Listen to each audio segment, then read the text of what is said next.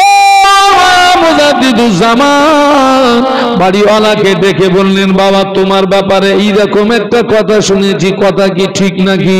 বাড়িওয়ালা সালেন্ডার হলেন, জি হুজুর আপনি যেটা শুনেছেন সঠিক শুনেছেন। মুজাদ্দিদুজ্জামান বললেন, ও বাবা মুজাদ্দিদুজ্জামান বললেন, ও আল্লাহর বান্দা, ফুরফুরার আবু বকর সুদের মাল গ্রহণ করে না। সুবহানাল্লাহ। আমি না জেনে খেয়ে ফেলেছি বাবা, আমার খাওয়ার দামটা তো রে নিতে হবে। আমি না জেনে খেয়ে ফেলেছি, আমার খাওয়ার দামটা বলুন। আমাকে যে ভাইরা দাওয়াত করেছেন, আমাকে যে বাড়িতে বসার জায়গা দিয়েছেন, আমি আসার সঙ্গে সঙ্গে হুজুর একটু চা খান, একটু ফল খান। আমি বললাম আমাকে কিচ্ছু লাগবে না, একটা পান হয়, একটা পান যদি দেন তা খাই। এখন আপনি মনে করেন একটা পান খেয়েছি, জানতে পারছি ওই লোকটা সুদখোর। এখন আমি যদি যাওয়ার সময় ওই লোকটারে বলি যে আপনি যে পান খেতে দিয়েছেন পানের পয়সাটা আপনি নিন, আমার মতন মৌলভী সাহেবের কাছ থেকে ওই পান খাওয়ার দামটা কি লোকটা নেবে কি? তাহলে আমার ব্যাপারে যদি এই হয় মুজাদ্দিদে জামানকে খেতে দিয়ে খাওয়ার দাম নেবে, এরকম এরকম কপাল ফাটা কেউ আছে? হ্যাঁ, আপনি আমাকে লজ্জা দেবেন না হুজুর, আপনি আমাকে শরম দেবেন না। আমি তওবা করছি, জীবনে কোনোদিন আর সুদ গ্রহণ করব না। যদি বলতে পারলেন না, মহব্বতে বলতে পারলেন না। ও আমার ভাই মুজাদ্দিদুজ্জামান বলেছিলেন, ও বাবা বাড়িওয়ালা, আমি আবু বকর, আমি যে তোমাকে খাওয়ার দামটা দেবো ওই পয়সাটা আমার কাছে নাই। আমি যে তোমাকে খাওয়ার দাম দেবো ওই পয়সাটা আমার কাছে নাই। এখান থেকে ফুরফুরা শরীফ পর্যন্ত যেতে যে রাস্তা করো ওই পয়সা যারা অতিরিক্ত পয়সা আমার কাছে নাই। ও বাবা বাড়িওয়ালা, আমি আবু বকর আমার গায়ের জামাটা খুলে দিয়ে যাচ্ছি বাবা। হুজুরের জামার ভিতরে ফতুয়া বনা ছিল। ও বাবা বাড়িওয়ালা, আমি আবু বকর আমার গায়ের জামাটা খুলে দিয়ে যাচ্ছি বাবা। আমি ফুরফুরা শরীফে গিয়ে তোর খাওয়ার দামটা পাঠিয়ে দেবো। আবু বকরের জামা পার্সেল করে ফুরফুরায় পাঠিয়ে দিবি, তবে তিনি আল্লাহ ওলি হয়েছিলেন। আরো জোরে বলুন। আর আমরা তো হারাম খেয়ে হুড়িয়ে ফেলতেছি, হারাম খেয়ে কথা বলে না, হারাম খেয়ে কি বলেছি আমি? হুড়িয়ে ফেলতেছি। এই তোকার দেশের একটা ভাষা বললাম, বলো। আমার গতি করে হুড়িয়ে টুড়িয়ে বলে না।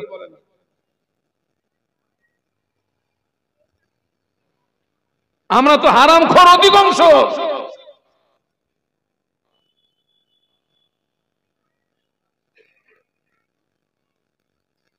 আগে আমি দূরে মাহফিলে গেলে মহিলাদের কাছে দোয়া চাইতাম, আমার স্ত্রীর কাছে দোয়া চাই, বাড়ির পাশে ভাবি চাচিদের কাছে দোয়া চাই, ভাবি চাচি আমি দূর দেশে যাচ্ছি, আমার জন্য দোয়া করবি, আল্লাহ যেন ইজ্জত বাঁচায়। কেননা পুরুষদের আগে মেয়েদের দোয়া কবুল হয়ে যায়। একটু জোরে বলুন। পুরুষদের আগে মেয়েদের দোয়া কবুল হয়ে যায়, কারণ হলো দোয়া কবুলিয়াতের 1 নম্বর শর্ত হলো হালাল রুজি খাওয়া। দোয়া কবুল হওয়ার 1 নম্বর শর্ত কি বলেছি? আমার চেয়ে আমার বউটা কিন্তু হালাল খায়। এখন আপনি মনে করেন আজকের আমার প্রথম দাওয়াত হচ্ছে খড়গাছি, এখান থেকে আমি আরেক জায়গায় যাব। এখন আমি এখানে আমি এসে ওয়াজ না করে ডাকাতি করে বাড়ি গেছি। আমার বাড়ির লোক জানবে কি হুজুর ওয়াজ করে এসে মালদা এনেছে, সব কমিটির ছেলেরা দিয়েছে, এই মালটা আমার স্ত্রীর জন্য হালাল, আমার জন্য কি? তবে আমার স্ত্রী যদি জানে যে মাল ডাকাতি করে এসে, তাহলে স্ত্রীর জন্য কি? এই জন্য আমি যখন দূরে মাহফিলে যেতাম, রাজস্থানে মাহফিলে গিয়েছি, ত্রিপুরায় মাহফিলে গিয়েছি, আহমেদাবাদে মাহফিলে গিয়েছি, হায়দ্রাবাদে মাহফিলে গিয়েছি, মহারাষ্ট্র নাগপুরে মাহফিলে গিয়েছি, বাংলাদেশে মাহফিলে গিয়েছি। আমি যখন ওই দূরে দূরে মাহফিলে যাই, বিবির কাছে দোয়া চাই, বিবি দোয়া করবি, আমার জন্য দোয়া করবি, আল্লাহ যেন ইজ্জত বাঁচায়। ভাবিকে বলেছি ভাবি দোয়া করবি, আল্লাহ যেন ইজ্জত বাঁচায়। চাচিরে বলেছি চাচি দোয়া করবি, ইজ্জত যেন বাঁচায়, কেননা ওরা হালাল খোর, হালাল খোর, আমার চেয়ে ওরা হালাল খোর। এখন আমি আর মেয়েদের কাছে দোয়া চাই না, কেননা এখন অধিকাংশ মহিলারা ডবল হারাম খোর।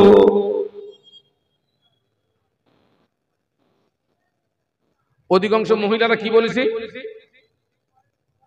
সবাই মিলে একটু বলুন, ডবল হারামখোর।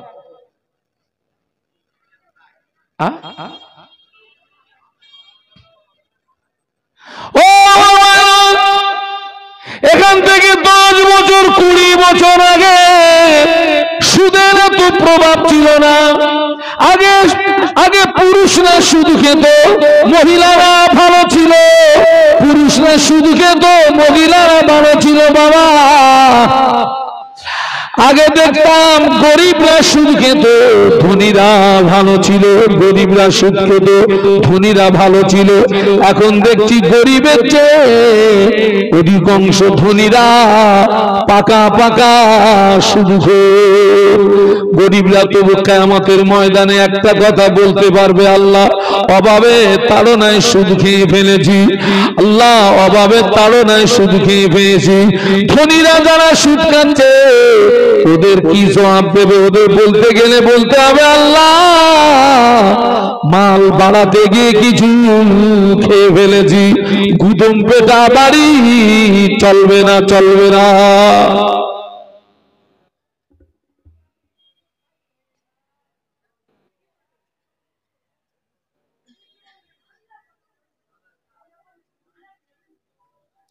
আগে পুরুষরা শুধু খেত, মেয়েরা ভালো ছিল।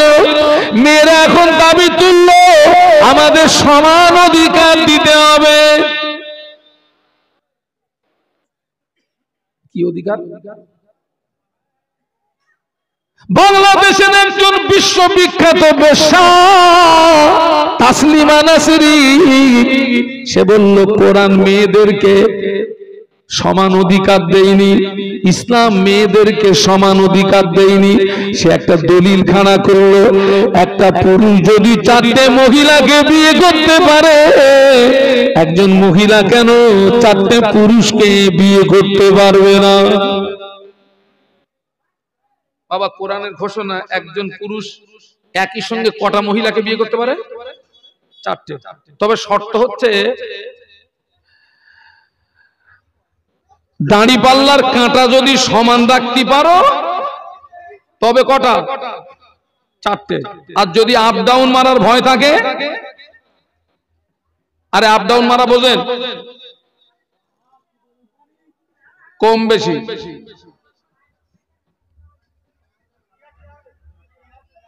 আগে তাসলিমা নাসরিন বলল ইসলাম মেয়েদেরকে অধিকার থেকে পিছিয়ে রেখেছে, নারীদের সমান অধিকার দিতে হবে বাবা।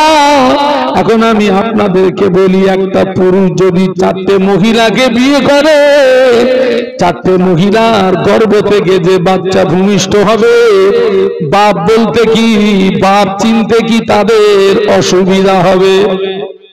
বলুন বলুন, হবে না? একজন মহিলা যদি 4টে পুরুষকে বিয়ে করে, ওর পেট থেকে যে বাচ্চা আসবে বাবা, ও বাপ বলে ডাকবে কারে? আগে কারে ডাকবে?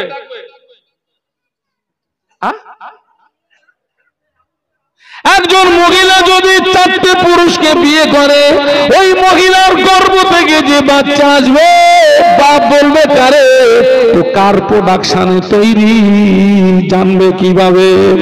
আগে মেয়েরা ভালো ছিল, পুরুষরা সুদ খেত, মেয়েরা ভালো ছিল, পুরুষরা চিন্তা করছে বাবা আল্লাহর যে বান্দা 1 টাকা সুদ খাবে, বাবাজি সুদের 70 প্রকারের গুনাহ, সবচেয়ে বড় গুনাহ হলো আল্লাহ নবীর সঙ্গে যুদ্ধ ঘোষণা করা, আর সবচেয়ে ছোট গুনাহ হলো নিজের মায়ের সঙ্গে জিনা করা।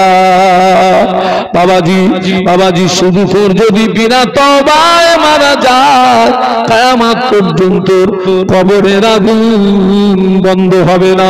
সুদখোরের নামাজ কবুল হয় না, সুদখোরের রোজা কবুল হয় না, সুদখোরের দান খয়রাত কবুল হয় না, সুদখোরের তাসবিহ তেলাওয়াত কবুল হয় না। সুদখোর যদি বিনা তওবায় মারা যায়, ওর লাশ কবরের ভিতরে শুইয়ে দিয়ে তামাম পৃথিবীর আলে ওর কবরের পাশে যদি গোড়াগড়ি খায়, সুদখোরের কবরের আযাব মাপ হবে না। কিন্তু আগে পুরুষরা সুদ খেত, মেয়েরা ভালো ছিল, এরা চিন্তা করছে আমি একা সুদকে জাহান্নামায় যাব। বিবিকে বলে বিবি যা, সমিতিতে চলে যা, বন্ধনে চলে যা, গরিব লোনে চলে যা, তুই সুদ খাবি যা, চল আমরা স্বামী স্ত্রী দুজনে জাহান্নামায় যাই। যে সমস্ত মেয়েরা সমিতি বন্ধন পুরুষ লোকের সঙ্গে যুক্ত, বাবাজি ওরা যদি বিনা তওবায় মারা যায়, নাজাত ওদের নাই। তবে শুনে রেখে দেন, একটা মহিলা যদি জাহান্নামায় যায়, ওর সঙ্গে এক্সট্রা 4টে পুরুষ জাহান্নামায় যাবে। ওর বাপ জাহান্নামায় যাবে, ওর বড় ভাই জাহান্নামায় যাবে, ওর স্বামী জাহান্নামায় যাবে, ওর বড় ভাই জাহান্নামায় যাবে। একটার সঙ্গে কটা? একটু জোরে বলুন। একজন আমার বলতেছে, ও হুজুর আপনার ওয়াজ যে ভুল হয়ে যাচ্ছে হুজুর। কেন? তো বলতেছে হুজুর অপরাধ করতেছে ও মহিলা, এরা 7 জন মার খাবে কেন? তাই বলি খোকা, তোর প্রশ্নের উত্তর দেওয়ার আগে তুই আমার প্রশ্নের উত্তর দে দিন। এই খোকা, তুই তোর খোকা 22 সরালি উজু থাকে? তো বলছে হুজুর না, 22 সরালি উজু থাকে না। তোর যখন 22 সরে যখন উজু করিস কি কি ধুস? তো বলছে হুজুর হাত ধুই, কান ধুই, চোখ ধুই, মুখ ধুই। আমি বলি খোকা, তো যেখান থেকে পানি বেরোয় ওখানে কোনো, তোর যেখান থেকে হাওয়া বার হয় ও জায়গায় কোনো পানি টানি মারিস? তো বলছে না হুজুর ওখানে কোনো পানি টানি মারেনি। আমি খোকা, তোর হাওয়া বেরোচ্ছে পিছনের দরজা দিয়ে, তুই শীতকালে হাত চুবুচ্ছিস কেন? তুই শীতকালে তোর মুখ চুবুচ্ছিস কেন? তো বলছে হুজুর তাও তো ঠিক, হাওয়া বেরোচ্ছে তো পিছন দিয়ে, এদের ধরছি কেন? আমি বলি খোকা শুনে রেখে দে, পিছনের দরজা দিয়ে হাওয়া বার হওয়ার ব্যাপারে হাতেরও অপরাধ আছে, চোখেরও অপরাধ আছে, কানেরও অপরাধ আছে, পায়েরও অপরাধ আছে। আমি ট্রেনের ভিতরে বসে আছি, পেটে খিদে, চোখে ঘুম। আমি ট্রেনের ভিতরে বসে আছি, পেটে খিদে, চোখে ঘুম। জানালার পাশে বসে আছি, ফিরফির করে আওয়াজ আসছে। হঠাৎ আমার কানে আওয়াজ আসলো চাই বাদাম। বাদামের আওয়াজ শুনে ঘুম ভেঙে গেছে। আমি চোখ দিয়ে দেখেছি, জবান দিয়ে ওকে দেখেছি, হাত দিয়ে নিয়েছি, পা দিয়ে এগিয়ে গিয়েছি। এরা যদি সহযোগিতা না করতে, তোর মাল ভিতরে যেত না, তোর পিছনের দরজা দিয়ে হাওয়া বেরোতো না। কথা বুঝতে পারছেন? এরা যদি সহযোগিতা না করতো তো মাল। একজন মহিলার জীবনের রাখাল হলো 4টে পুরুষ। 1 নাম্বার ওর বাপ হলো রাখাল, 2 নাম্বার ওর বড় ভাই হলো রাখাল, 3 নাম্বার ওর স্বামী হলো রাখাল, চতুর্থ নাম্বারে ওর বড় ছেলে হলো রাখাল। এই চারটে রাখাল যদি যথাযথ দায়িত্ব পালন করতেন, ওই মহিলা শরিয়াত বিরোধী কাজের সঙ্গে যুক্ত হতে পারতেন না। এরা দায়িত্ব পালন করেনি মানে এরা সমান অপরাধের অপরাধী। কথা বুঝতে পারতেছেন?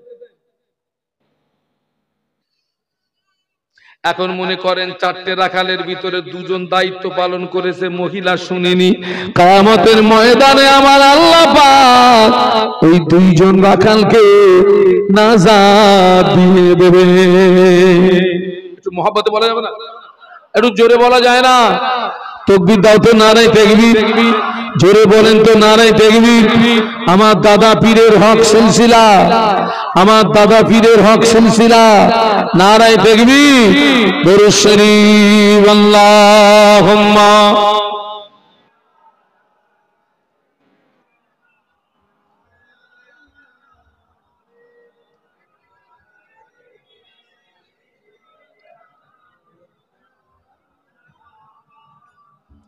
এতগুলো মানুষ জোরে জোরে পড়েন আল্লাহুম্মা সাল্লি আলা।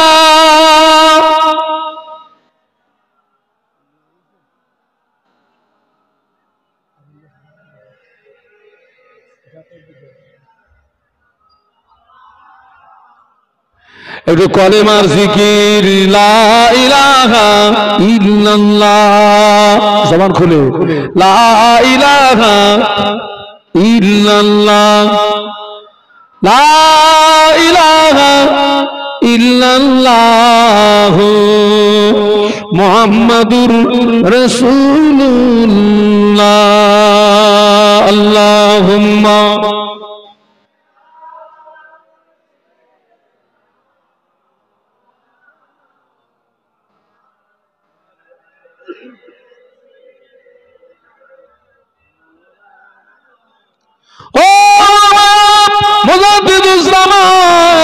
সুদের মাল না জেনে খেয়ে ফেলেছিলেন বলে গায়ের জামাটা খুলে দিয়ে এসেছিলেন। তার প্রধানতম খলিফা আল্লামা রুহুল আমিন রহমাতুল্লাহ আলাইহি, উনি দাওয়াত নামায় লিখতেন, ডাল আলু ভর্তা পছন্দ করে থাকি, সুদের মাল পরেশ করে থাকি। ডাল আলু ভর্তা, ডাল আলু ভর্তা পছন্দ করে থাকি, সুদের মাল লঙ্কা ঝাল থেকে পরেশ করে থাকি। ইতি মুহাম্মদ রুহুল আমিন, তবে তিনি আল্লাহর ওলি হয়েছিলেন।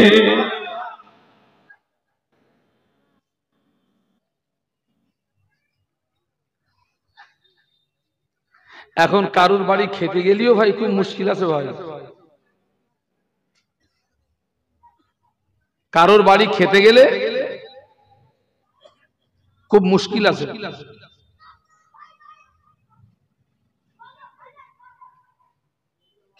আমি কোন কথা বোঝাতে গিয়ে এই পর্যন্ত এসেছি, খাজা আজমিরি রহমাতুল্লাহ আলাইহি, মুজাদ্দিদে জামান দাদা হুজুর পীর রহমাতুল্লাহ আলাইহি, আল্লামা রুহুল আমিন রহমাতুল্লাহ আলাইহি, সুফি ফতেহ আলী ভাইসি রহমাতুল্লাহ আলাইহি, এনারা সকলে মানুষ, আমরাও। কিন্তু আসমান জমিন পার্থক্য, আসমান জমিন পার্থক্য।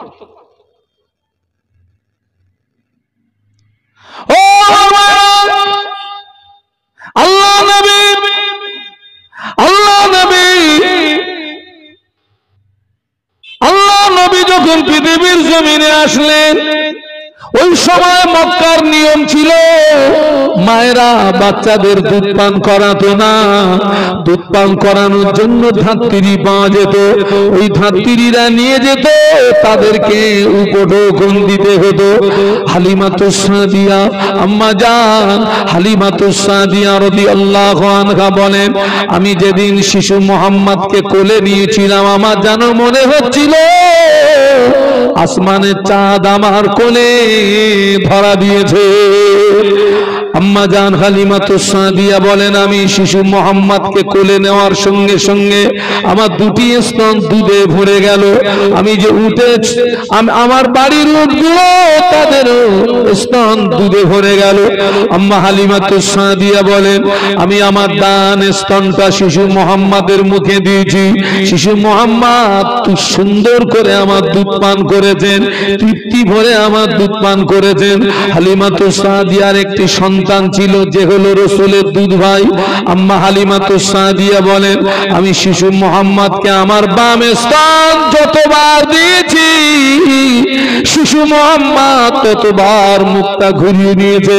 যতবার বাম স্তন মুখে দিয়েছি ততবার মুখটা ঘুরিয়ে নিয়েছে। শুধু তাই নয়, আম্মা হালিমাতুস সাদিয়া বলেন, শিশু মুহাম্মদ শুধু মুখটা ঘুরিয়ে দেয় না, চোখের ইশারায় যেন আমাকে বলছেন, ও মা হালিমা, আমি মুহাম্মদ পৃথিবীর জমিনে ভাইয়ের হাত মারার জন্য আসি নাই, আমি মুহাম্মদ পৃথিবীর জমিনে ভাইয়ের হাত পাইয়ে দেওয়ার জন্য এসেছি।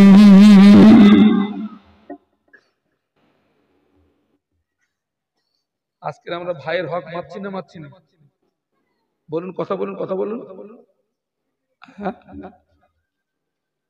ছোট ভাইটা মূর্খ, বড় ভাইটা শিক্ষিত।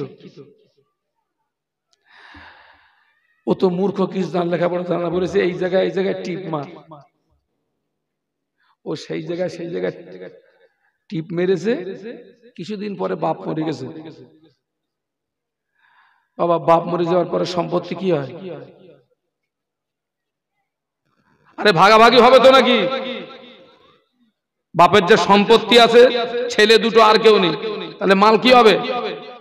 বন্টন হবে। বন্টন করতে গিয়ে দেখা যাচ্ছে পুরো মাল বড়টার নামে রেকর্ড হয়ে গেছে। আমি বলো এটাকে গল্প করলাম না, বাস্তব বললাম।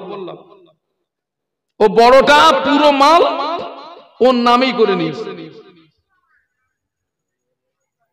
আর নামাজ পড়তেছে ফাঁস কাতার। কোন কাতার বলেন না? কোন কাতার?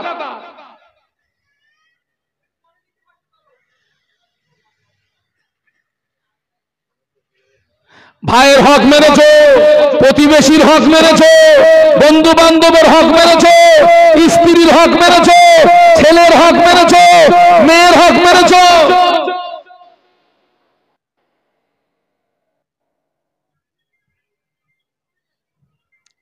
খাজা আজমির তুমি কি করে এক হবা?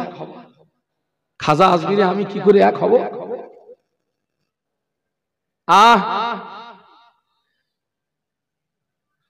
নামাজ বাদ দিয়ে কেউ আল্লাহর ওলি হয়েছে? বাবা একটু বলুন। নামাজ বাদ দিয়ে পৃথিবীর জমিনে কেউ আল্লাহর ওলি হয়েছেন? একটা রেকর্ড দেখান তো। এই দেখতো কে? আপনি একটা রেকর্ড দেখান তো যে নামাজ বাদ দিয়ে ওই ব্যক্তিটা আল্লাহর ওলি হয়ে গেছে। রেকর্ড নেই, রেকর্ড নেই। খাজা আজমিরি হুজুরের শানে মাহফিল দিয়েছি, ঠিক আছে।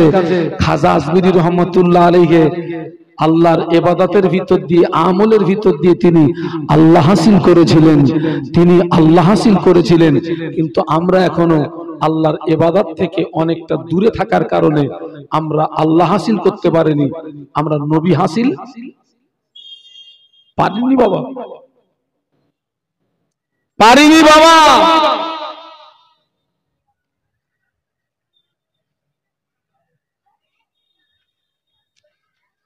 আহারে, এবং আমরা কি করেছি? আমাদের দ্বারায় আল্লাহর ওলিয়ে কামেল যারা আমাদের দ্বারায়, তাদের ইন্তেকালের পরে আমরা তাদের উপকার করিনি, বরং আমরা তাদের ক্ষতি করেছি।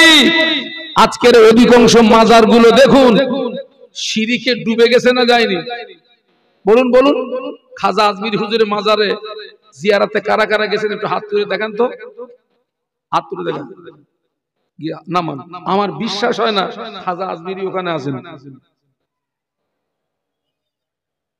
আমার বিশ্বাস হয় না খাজা আজমিরি রহমাতুল্লাহ আলাইহি ওখানে আছেন? আমি বিশ্বাস করি না। কেন বিশ্বাস করি না? বসিরহাটের বড় মাওলানা আল্লামা রুহুল আমিন রহমাতুল্লাহ আলাইহি এক সময় হাওয়া নদীর পাড়ে শুয়ে আছেন। গোরাচাঁদ আব্বাসউদ্দিন রহমাতুল্লাহ আলাইহি হুজুরের মাজারে এসে সালাম দিলেন। আমরা মাজারে গিয়ে সালাম দিই, আসসালামু আলাইকুম ইয়া আহলাল কুবুর। আমরা সালাম দিই, কবরবাসীরা সালামের জবাব দেয়। যাদের সেই কান আছে তারা ওই জবাব নিজে কানে শুনতে পায়। আল্লাহর ওলিরার অন্তরের চোখে কবরের হাল হকিকত দেখতে পায়। সুবহানাল্লাহ বলুন। বাবাজি আল্লামা হুজুরের মাজারের পাশে গিয়ে সালাম দিলেন, সালামের উত্তর পাওয়া গেল না। দ্বিতীয়বার সালাম দিলেন, উত্তর পাওয়া গেল কিন্তু খুব ক্ষীণ আওয়াজে। তৃতীয়বার সালাম দিলেন, স্পষ্টভাবে সালামের জবাব শুনতে পেলেন। আল্লামা হুজুর জিজ্ঞাসা করলেন, হুজুর আমি যখন প্রথম সালাম দিলাম সালামের উত্তর কেন পেলাম না? দ্বিতীয়বার সালাম দিলাম, খুব ক্ষীণ আওয়াজে কেন জবাব পেলাম? দ্বিতীয়বার সালাম দিলাম, স্পষ্টভাবে সালামের জবাব পেলাম, কারণ কি? খাজা আজমিরির বাবাজি গোরাচাঁদ আব্বাসউদ্দিন রহমাতুল্লাহ আলাইহি বলেছিলেন, ও বাবা মাওলানা এখানে এত শিরিক হয়, এখানে এত শিরিক হয়, আমি এখানে থাকি না বাবা, আমি বাগদাদের জমিনে ছিলাম। তুমি যখন প্রথম সালাম দিয়েছো আমি তখন বাগদাদের জমিনে, তুমি যখন দ্বিতীয়বার সালাম দিয়েছো তখন আমি মিডিলে, তৃতীয়বার যখন সালাম দিয়েছো আমার মাজারে এসে তোমার সালামের জবাব দিয়েছি। ও বাবা মাওলানা এখানে এত শিরিক হয়, আমি এখানে থাকি না।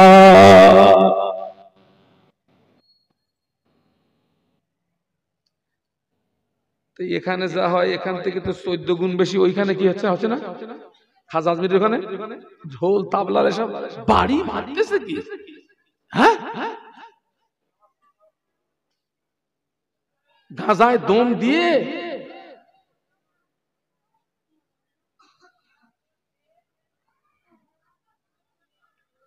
আল্লাহ আমাদেরকে হেফাজত করেন, বলুন আল্লাহুম্মা। তবে শুনে রাখেন, আল্লাহর ওলিদের সঙ্গে যদি খাঁটি মহব্বত থাকে, জেনে রাখবেন নবীর হাদিস অনুযায়ী কিয়ামতের ময়দানে ওই আল্লাহর ওলির সঙ্গে হাসর হবে। একটু মহব্বতের সঙ্গে বলুন। আজকে আপনারা যে খাজা আজমিরি হুজুরের সামনে মাহফিল দিয়েছেন, মানে এর দ্বারা প্রমাণিত হয় আপনারা প্রকৃতপক্ষে তাকে ভালোবাসেন।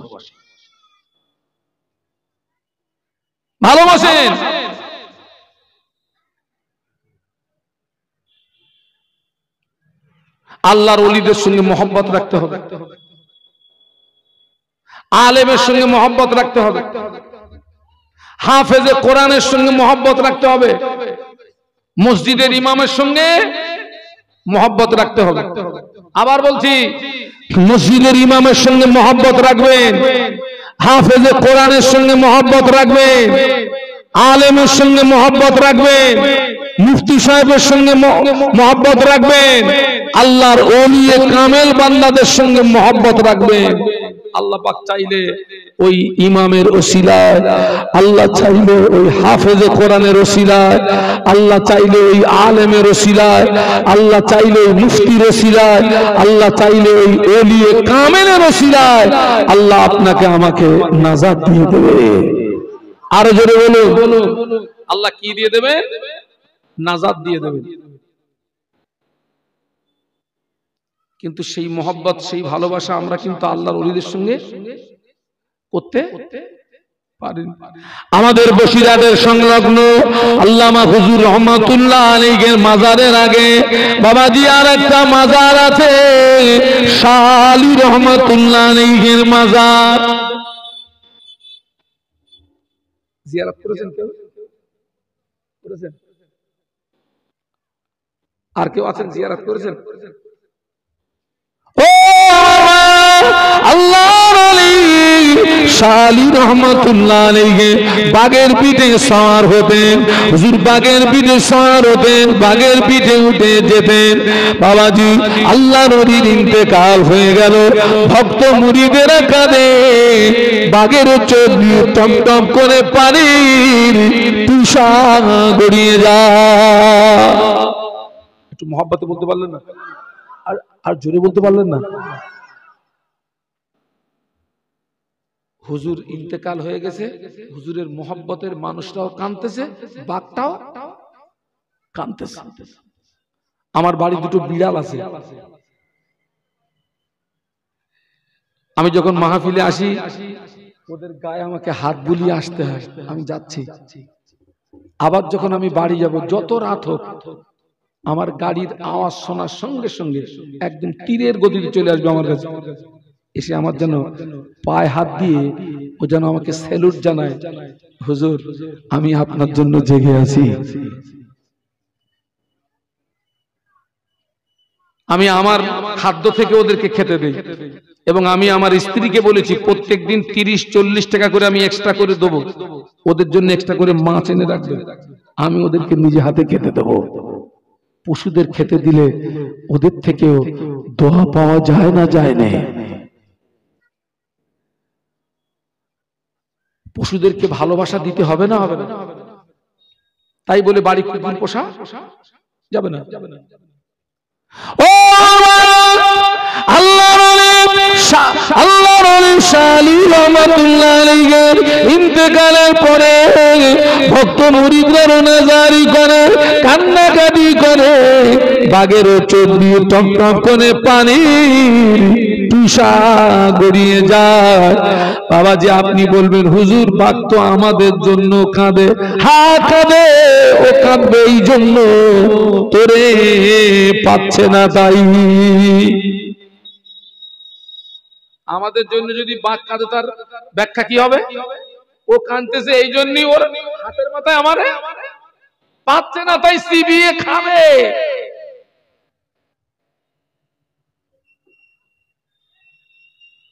আল্লাহর লাশ গোসল দেওয়া হলো, কাপড়ের কাপড় পরানো, খাটিয়ায় করে ময়দানে নিয়ে যাওয়া হলো, জানাজা নামাজ হবে। বাঘটাও খাটিয়ার পিছনে পিছনে হেঁটে হেঁটে যায়। হুজুরকে দাফন করে দেওয়া হলো, বিসমিল্লাহে ওয়ালা মিল্লাতে রাসূলিল্লাহে। লাশ কবরে শুইয়ে দিয়ে 3 মুঠো মাটি দেওয়া হলো, মিনহা খালাকনাকুম ওয়া ফিহা নুঈদুকুম ওয়া মিনহা নুখরিজুকুম তারাতান উখরা। 3 মুঠো মাটি দিয়ে সবাই চলে গেল, হুজুরের মাজার ছেড়ে দিয়ে সবাই চলে গেল। বাঘ আল্লাহর ওলির মাজার ছাড়ে না, হুজুরের মাজারের পাশে বসে বসে কাঁদে, রোনাজারি করে, আর করে না, আর বন্ধ করে দিয়েছে, খায় না, কিছুই খায় না। মহব্বতের মানুষের কবরের পাশে বসে বসে কাঁদে, কাঁদতে কাঁদতে কাঁদতে কাঁদতে ওই বাঘটার মৌত হয়ে গেল, ওই বাঘটার মৌত হয়ে গেল। ওই বাঘটাকে কোনো খানা খন্দকে ফেলে দিয়ে হলো না, ওই বাঘটাকে আল্লাহর ওলির পাশে মাজার দেওয়া হলো। জান গিয়ে দেখে আসেন হুজুরের কবরের পাশে কার কবর? বাঘের কবর। চামড়ার চোখে দেখে আসেন।